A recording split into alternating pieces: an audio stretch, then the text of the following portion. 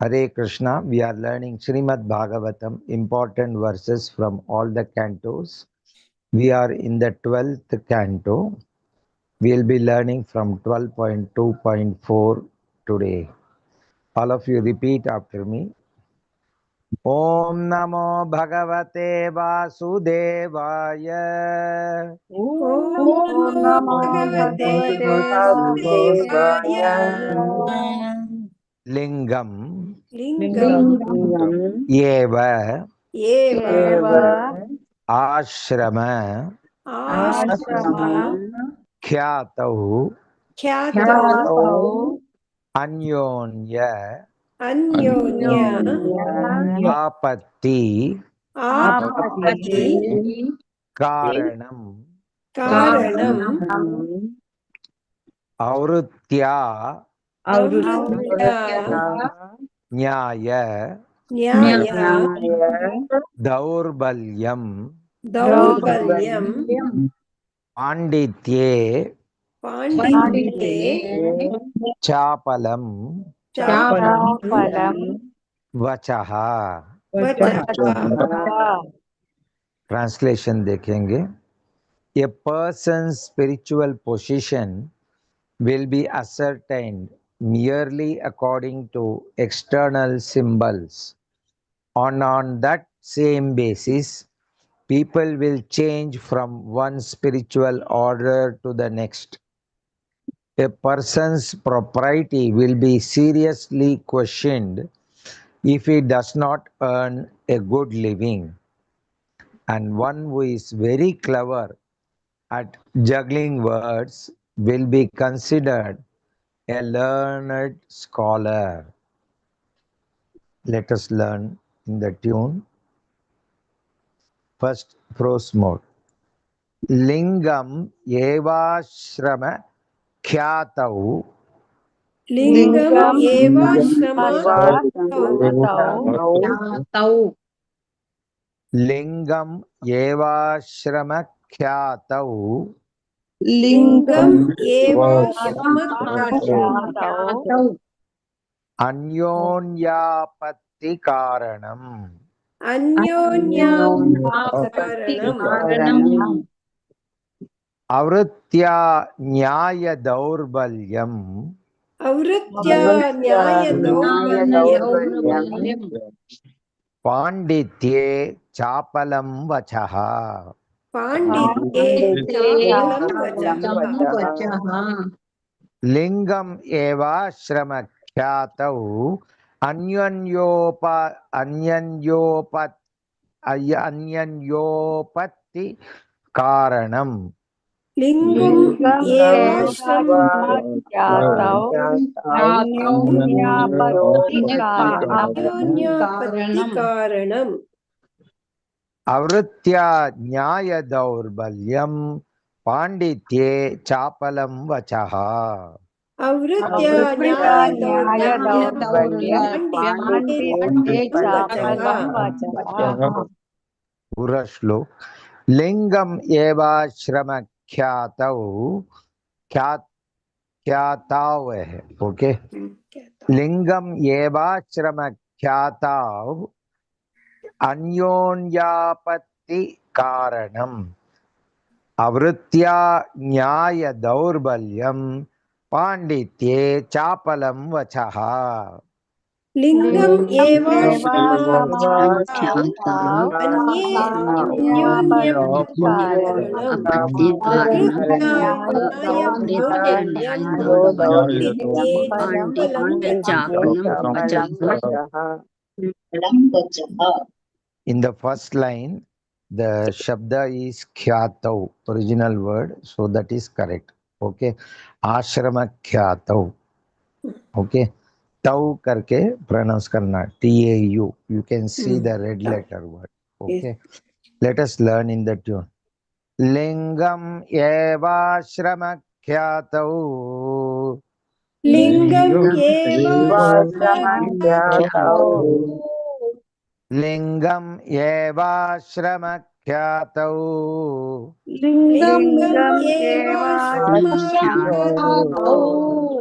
अन्योन्यापत्ति कारणम् अन्योन्यापत्ति कारणम् अन्योन्यापत्ति कारणम् अन्योन्यापत्ति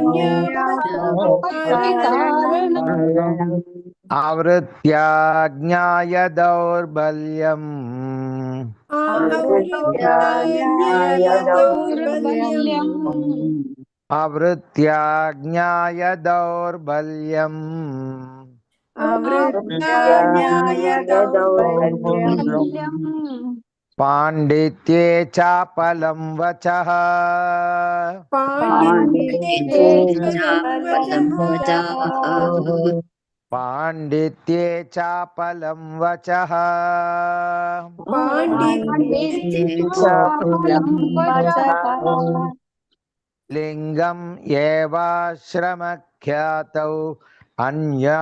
अन्योन्यापत्ति कारणम् लिङ्गम्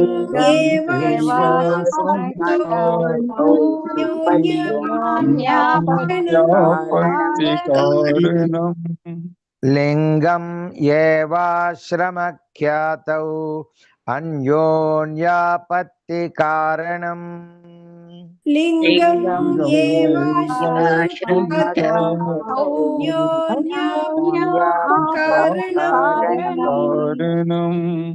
लिङ्गम् एवाश्रमख्यातौ अन्योन्यापत्ति कारणम् लिङ्गम्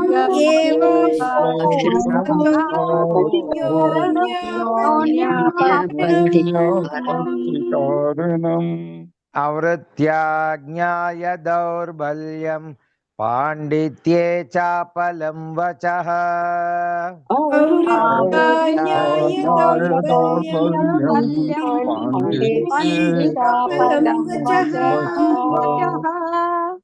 आवृत्या ज्ञाय दौर्बल्यम् पाण्डित्ये चापलं वचः आवृत्याज्ञाय दौर्बल्यम् पाण्डित्ये चापलं वचः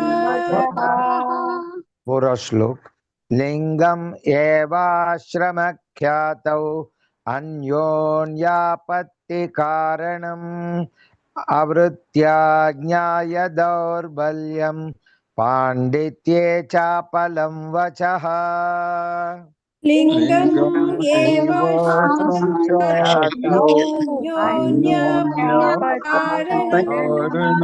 आवृत्याज्ञाय दौर्बल्यम् चापलं वचः लिंगम एवाश्रमख्यातौ अन्योन्यापत्ति कारणम् आवृत्या न्याय दौर्बल्यम् पाण्डित्ये चापलं वचः लिङ्गम् एवाश्रमख्यातौ अन्योन्यापत्ति कारणम् आवृत्याज्ञाय दौर्बल्यम्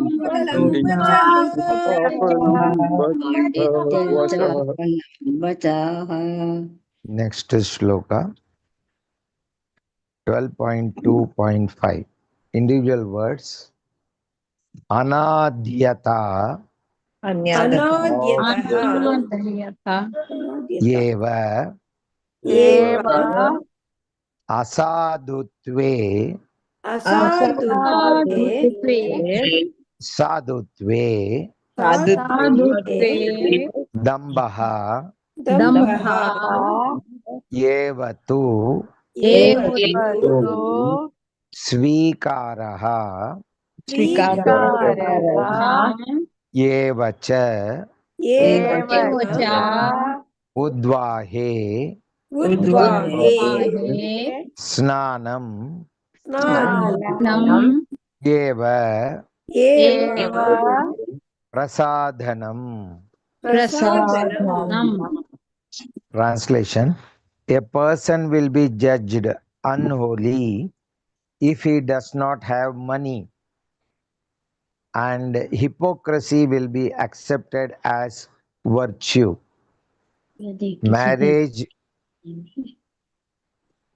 Marriage will be arranged simply by verbal agreement, and a person will think he is fit to appear in public if he has merely taken a bath.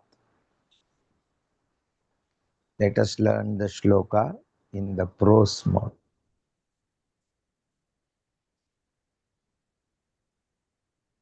Anadyata eva asadhutve अनाद्यता एव असाधुत्वे असाधुत्व, हाँ, क्या इधर श्लोका में साधुत्व लिखा है तो भी वो जोड़ करे वा साधुत्वे। अनाद्यता एव असाधुत्वे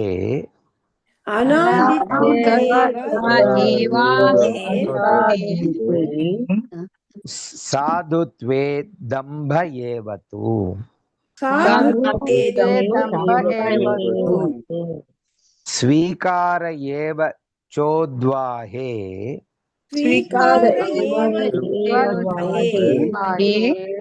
स्नानम एव प्रसाधनम।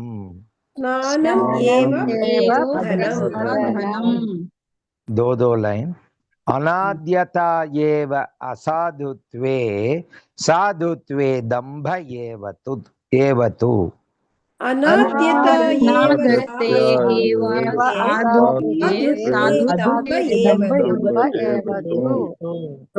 स्वीकार एव चोद्वाहे स्नानमेव प्रसाधनम्। स्वीकार एव चोद्वाहे स्नानमेव प्रसाधनम्।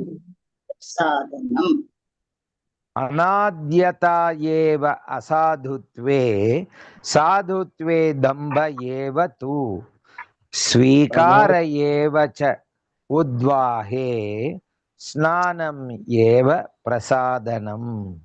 अनाद्यता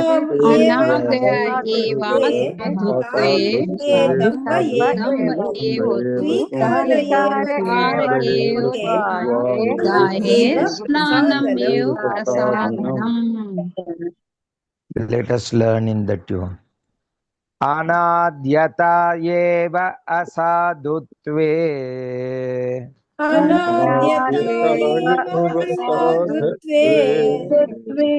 अनाद्यता एव असाधुत्वे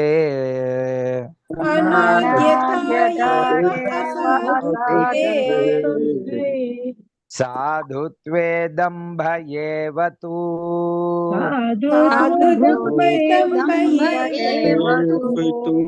साधुत्वे दम्भ एव तु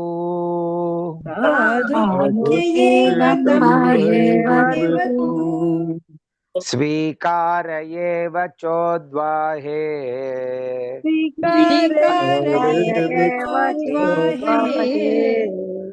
स्वीकार एव चोद्वाहे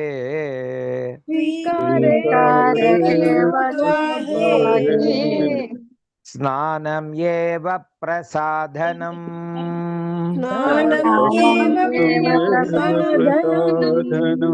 स्नानमेव प्रसाधनम्।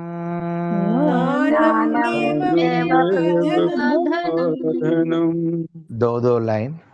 अनाद्यता एव असाधुत्वे साधुत्वे दम्भ एव तु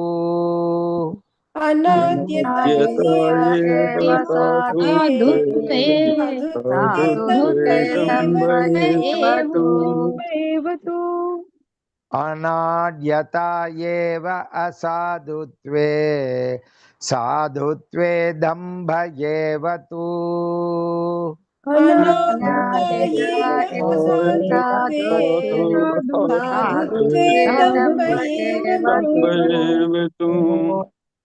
स्वीकार एव चोद्वाहे स्नानम् एव प्रसाधनम्।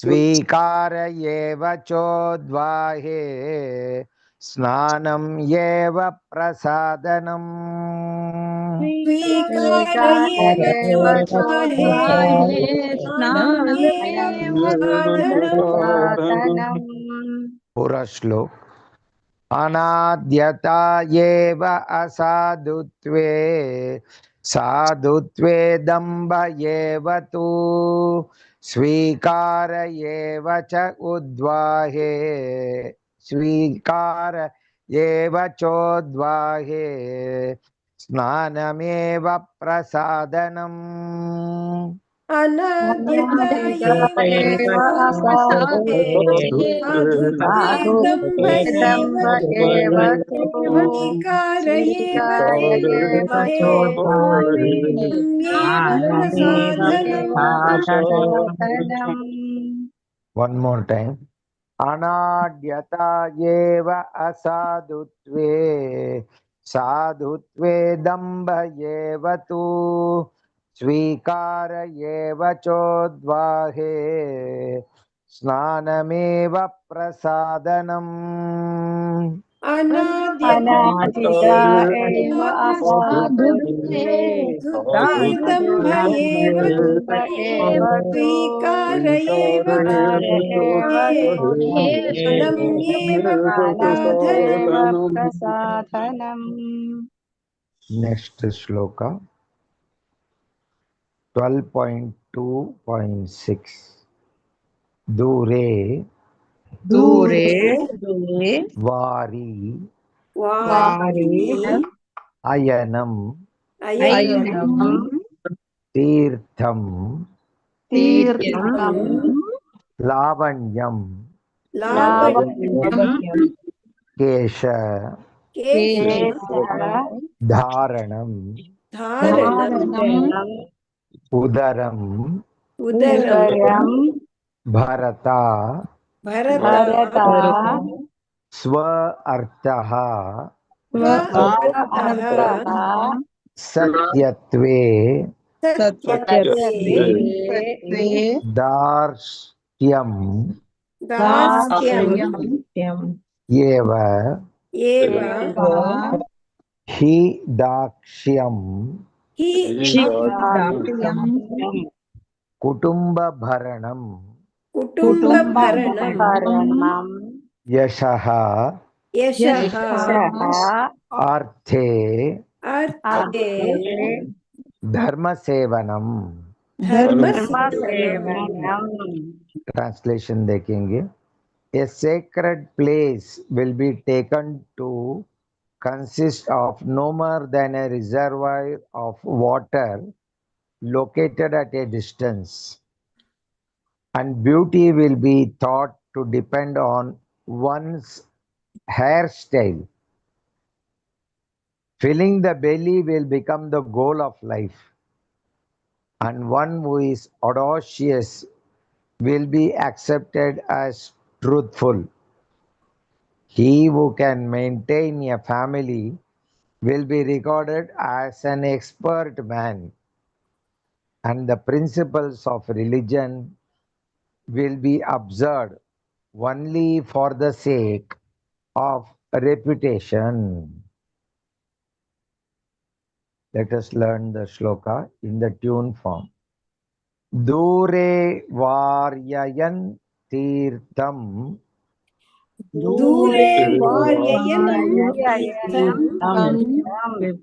मेरे मिस्टेक हो गया है वार्ययनम ओके दूरे वार्ययनम तीर्थम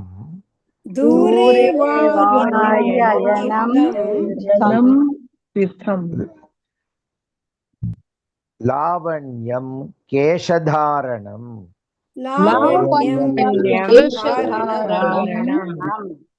उदरम भरता स्वार्थः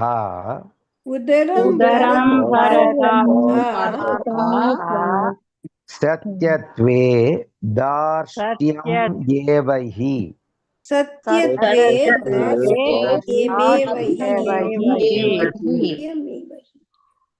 दाक्ष्यं कुटुम्बभरणम् दाक्ष्यं दाक्ष्यं कुटुम्बभरणं कुटुम्बभरणं यशोर्थे धर्मसेवनम यशोर्थे धर्मसेवनं धर्मसेवनं दो लाइन दूरे वार्ययनं तीर्थम लावण्यम केशधारणम दूरे दूरे वार्ययनं वार्ययनं तीर्थं लावण्यं केशधारणम् उदरं भरता स्वार्थः सत्यत्वे दार्ष्ट्यम् एव हि उदरं उदरं भरता भरता सत्यत्वे दार्ढ्यमेव हि दाक्ष्यं कुटुम्ब भरणं यशोर्थे धर्म सेवनम दाक्ष्यं कुटुम्बभरणं यशोर्थे धर्मसेवनं पूरा श्लोक दूरे वार्ययनं तीर्थं लावण्यं केशधारणम् उदरं भरता स्वार्थः सत्यत्वे दार्ष्ट्यम् एव हि दूरे वार्ययनं तीर्थं लावण्यं केशधारणम् उदरं भरतस्वार्थः सत्यत्वे दार्ढ्यमेव हि Mataji, this shloka is of 6 lines. When I say entire shloka, you have to wait until I finish 6 lines. I am repeating from first line again. Listen.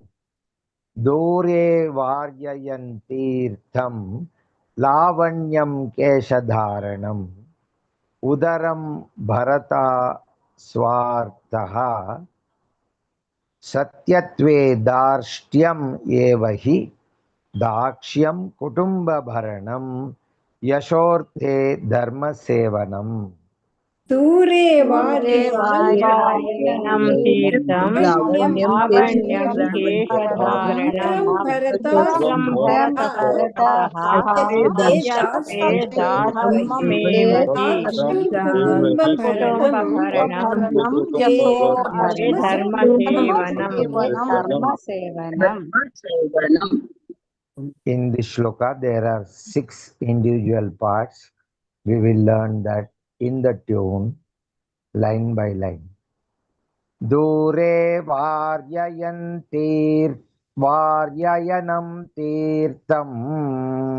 दूरे वार्ययनं तीर्थं लावण्यं केशधारणम् Who is chanting on one? Second time she is doing mistake. Not attentive. Dure varyayanam tirtham. दूरे वार्ययनं तीर्थं Lavanyam keshadharanam. लावण्यं केशधारणम् Lavanyam keshadharanam. लावण्यं केशधारणम् उदरं भरता स्वार्थः उदरं भरता उदरं भरता स्वार्थः उदरं भरता सत्यत्वे दार्ष्ट्यम् एव हि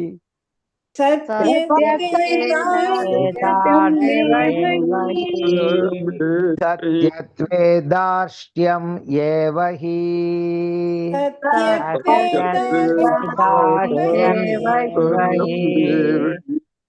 दाक्ष्यं कुटुम्बभरणम्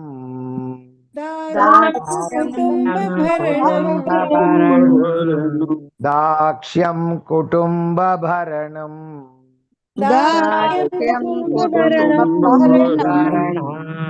यशोर्थे धर्मसेवनम् यशोर्थे धर्मसेवनम्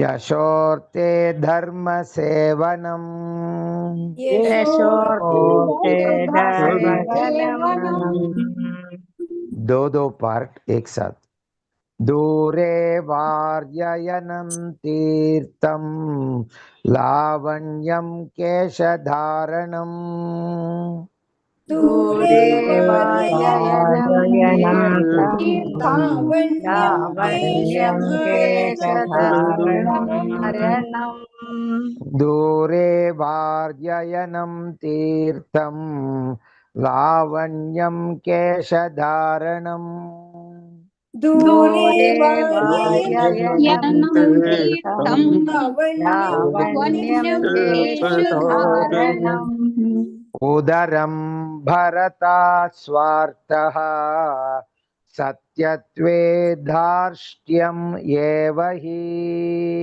उदरं भरदास्वार्थः यत्वेदास्यमेव हि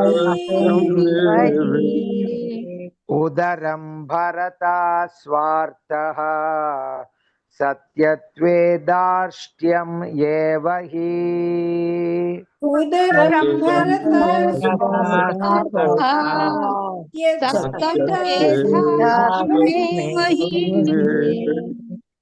दाक्ष्यं कुटुम्बभरणं यशोर्थे धर्म सेवनम्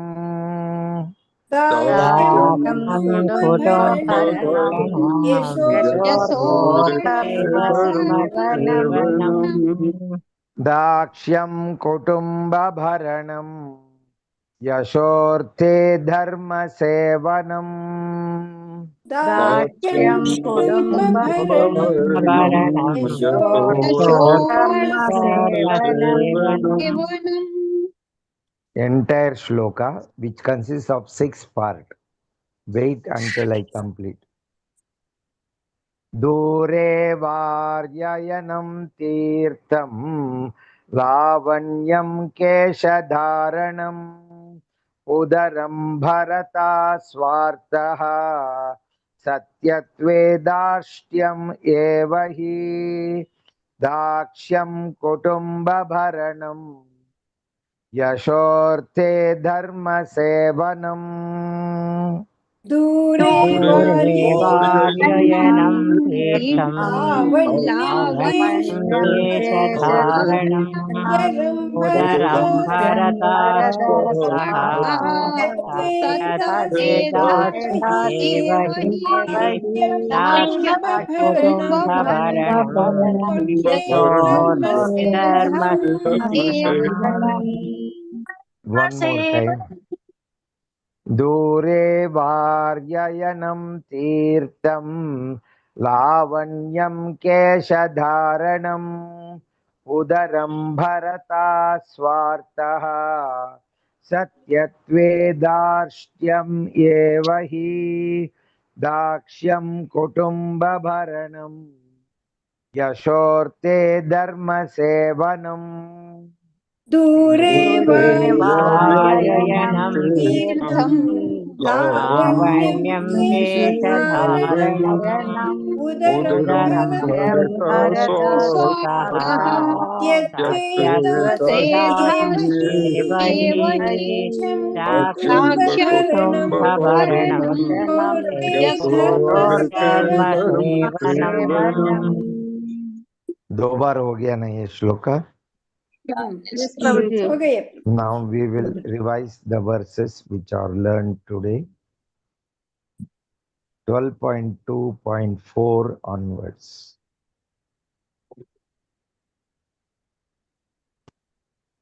All of you listen. 12.2.4. Lingam evashramakhyatau अन्योन्यापत्ति कारणम् आवृत्या ज्ञाय दौर्बल्यम् पाण्डित्ये चापलं वचः 12.2.5 अनाद्यता एव असाधुत्वे साधुत्वे दम्भ एव तु स्वीकार एव चोद्वाहे स्नानमेव प्रसादनम् 12.2.6 दूरे वार्ययनं तीर्थं लावण्यं लावण्यं केशधारणम् उदरं भरता स्वार्थः सत्यत्वे दार्ष्ट्यम् एव हि दाक्ष्यं कुटुम्बभरणम् यशोर्ते धर्म सेवनम्. All of you repeat after me.